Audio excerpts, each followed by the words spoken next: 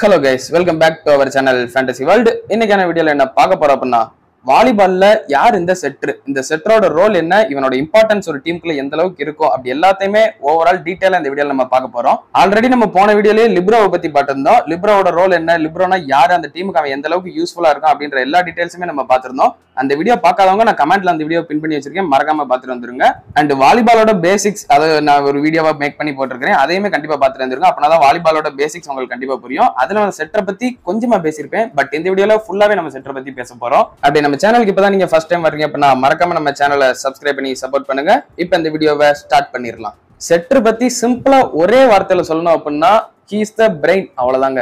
ஒரு டீமோட பிரெயினே செட்டர் தான். நம்ம பாடியில பிரெயின் எந்த அளவுக்கு ரொம்ப ரொம்ப இம்பார்ட்டன்ட்டோ, அதாவது பிரெயின் இல்லைன்னா நம்ம ஒண்ணுமே பண்ண முடியாதோ அதே மாதிரி தான் செட்டரும். செட்டர் இல்லாம ஒரு டீம் கண்டிப்பா ஜெயிக்க வாய்ப்பே கிடையாது. வாலிபாலை பொறுத்தவரை ஒருத்தருக்கு ஒரு பாயிண்ட் ஆஃப் வியூ இருக்கும். லிப்ரோ தான் ரொம்ப கஷ்டமான ரோல், இல்ல சில பேருக்கு அட்டாக்கர் தான் ரொம்ப கஷ்டமான ரோல். ஏன்னா அட்டாக்கர் தான் அட்டாக்கிங்கும் பண்ணணும், சர்வீஸும் பண்ணணும், இந்த மாதிரி ஃபர்ஸ்ட் பாஸ் ரிசீவ் பண்ணணும், அண்ட் பிளாக்கிங்கும் பண்ணணும், இப்படி எல்லாமே அட்டாக்கர் பண்ணணும். ஸோ அட்டாக்கர் தான் டஃப்பான ரோல் அப்படின்னு நிறைய பேர் சொல்லுவாங்க. பட் என்ன பொறுத்த வரைக்கும் வாலிபால் கோர்ட்டுக்குள்ள செட்டரோட ஒர்க் தான் ரொம்ப ரொம்ப டஃப்பான ஒண்ணு. ஏன்னா ஒரு செட்டர் மட்டும் கிளியரான ஐடியாவோட இருந்தா அப்படின்னா அந்த டீமை யாராலையும் அடிச்சுக்க முடியாது. இதை நீங்க ஹைக்யூ அனிமிலே ரொம்ப சூப்பரா காட்டியிருப்பாங்க, கண்டிப்பா பாருங்க. யாரோ காகியாமா ஒரு செட்டர் இருப்பான் நம்ம கராசனோ டீமுக்கு, அவனோட பிரெயின் எந்த லெவலுக்கு யூஸ் பண்ணும் அப்படின்றத ரொம்ப சூப்பரா காட்டியிருப்பாங்க. அண்ட் இன்னொரு டீம் இருக்கும் நேக்கமோன்னு சொல்லிட்டு, அந்த டீம்ல அட்டாக்கர்ஸ் அந்த அளவுக்கு பவர்ஃபுல்லா கிடையாது. அந்த செட்டர் ஒருத்தன் பண்ற ரோல் தான் சூப்பரா இருக்கும். அங்க ஒரு செட்டர் நினைச்சா அப்படின்னா அந்த டீமோட மைண்ட் செட்டே கம்ப்ளீட்டா சேஞ்ச் பண்ண முடியும். இதை நம்ம ஹைக்யூ அனிமில ரொம்ப ரொம்ப சூப்பரா காட்டியிருப்பாங்க. முக்கியமா நம்ம ஒய்காவான்னு ஒரு செட்டர் இருப்பான், அந்த டீம்ல பவர்ஃபுல்லான அட்டாக்கர்ஸ் சொல்லி யாருமே கிடையாது. பட் அவன் அந்த அட்டாக்கர்ஸோட கம்யூனிகேட் பண்ற விதம், உங்களுக்கு இந்த மாதிரி தான் பால் செட் பண்ணி நீங்க இந்த மாதிரி வந்து அடிங்க அப்படின்னு சொல்ற அந்த ஒரு விதம், அதெல்லாம் ரொம்பவே சூப்பரா இருக்கும். ஒரு டீம்ல செட்டர் மட்டும் ஊமையா இருந்து ஒண்ணுமே பண்ணாம இருந்தா, ஜஸ்ட் நல்லா செட் பண்ணுவோம் பட் பேச மாட்டான் அப்படின்னா அந்த டீம் கண்டிப்பா வாய்ப்பே இல்லை ஜெயிக்கிறதுக்கு. செட்டர் மட்டும்தான் பாலோட அதிக நேரம் கான்டாக்ட்ல இருக்கக்கூடிய ஒரு ஆள் வாலிபால் கோர்ட்டுக்குள்ள. அப்படி இருக்கிறப்ப செட்டர்ன்றவன் அவங்க டீமுக்குள்ள இருக்க 5 அட்டாக்கர்ஸையுமே நல்லா புரிஞ்சு வச்சுக்கணும். அண்ட் ஆப்போனன்ட் என்னென்ன மாதிரி எல்லாம் திங்க் பண்றான் அப்படின்றதே செட்டர் புரிஞ்சு வச்சுக்கணும்.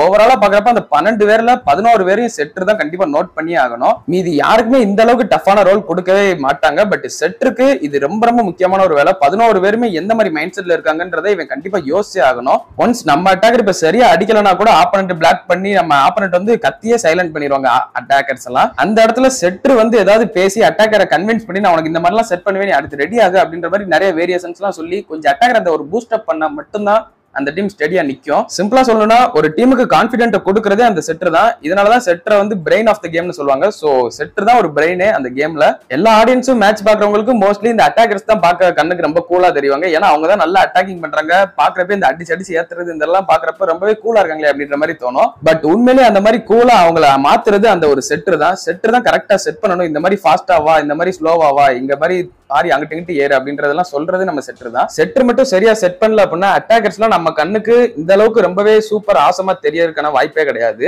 என்ன பொறுத்தவரை வாலிபால் கோர்ட்டுக்குள்ள ரொம்பவே கூல் அண்ட் ஆசமான கேரக்டர்னா அது கண்டிப்பா எனக்கு செட்டர் தான் தோணுது. எல்லாரும் இப்போ நினைச்சுக்கிட்டு இருக்குது செட்டர் ரோல் வந்து ரொம்பவே ஈஸியா இருக்கும், அவனுக்கு என்ன செகண்ட் டச் கரெக்டா அப்படி தூக்கி விடணும் அவ்வளவுதான் அப்படின்னு நினைச்சுக்கிட்டு இருக்கீங்க. பட் அந்த செகண்ட் டச் கரெக்டா இருக்கிறது ரொம்பவே கஷ்டமான ஒண்ணுதான். ஏன்னா அந்த ஃபர்ஸ்ட் டச் எந்த மாதிரி ரிசீவ் பண்ணுவாங்கன்னு சொல்லி தெரியாது நம்ம டீம். சம்டைம்ஸ் பால் ரோல் ஆகிட்டே வரும், சம்டைம்ஸ் ரொம்ப ஹைட்டா வரும், சம்டைம்ஸ் ரொம்ப ஷார்ட்டா வரும், இல்ல ரொம்ப தூரம் ஓட வேண்டியதா இருக்கும்.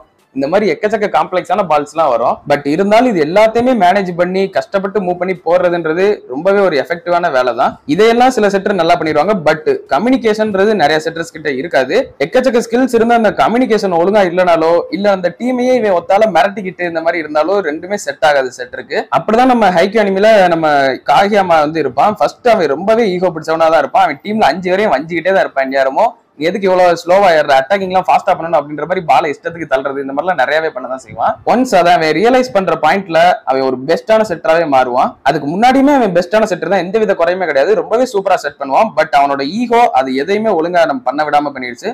பட் அவன் கராசனோ டீமுக்குள்ள வந்ததுக்கு அப்புறம் அந்த ஈகோலாம் தூக்கி போட்டு செம்மையா ஒரு டீமா சேர்ந்து டீம் ஒர்க் பண்ணுவான். விச் மீன்ஸ் பெஸ்ட் செட்டர் அப்படின்றது நல்லா செட் பண்றதுல மட்டும் கிடையாது, ஒரு டீமை பக்காவா லீட் பண்ண தெரியணும், நல்ல கம்யூனிகேஷன் ஸ்கில் வேணும். அண்ட் அந்த கோர்ட்டுக்குள்ள இருக்கிற மீதி 11 பேரையுமே இவன் ஒருத்தன் வாட்ச் பண்ணியே ஆகணும். அப்ப மட்டும்தான் அவன் ஒரு பெஸ்டான செட்டரா கன்சிடர் பண்ணப்படுவான். அப்படி பாக்குறப்ப இந்த ஹைக்யூ அனிமில என்ன பொறுத்தவரை நிறையவே பெஸ்டான செட்டர்ஸ் எல்லாம் இருக்காங்க. முக்கியமா எனக்கு ரொம்ப ரொம்ப பிடிச்சது வந்து இந்த ஒய்காவா கேரக்டர், அவனை ரொம்பவே பிடிக்கும். நம்ம காகியாமா கூட எனக்கு அவனை ரொம்பவே பிடிக்கும். அதுக்கடுத்து இந்த மியா ட்வின்ஸ் அப்படின்னு சொல்லிட்டு ஒருத்தர் வருவாங்க, அவங்க 2 பேர்ல அந்த செட்டர் ரொம்பவே சூப்பரா அவனும் கம்யூனிகேட் பண்ணுவான். அண்ட் நேக்கமாவோட செட்டர் அவனெல்லாம் மறக்கவே முடியாது கென்மாவை.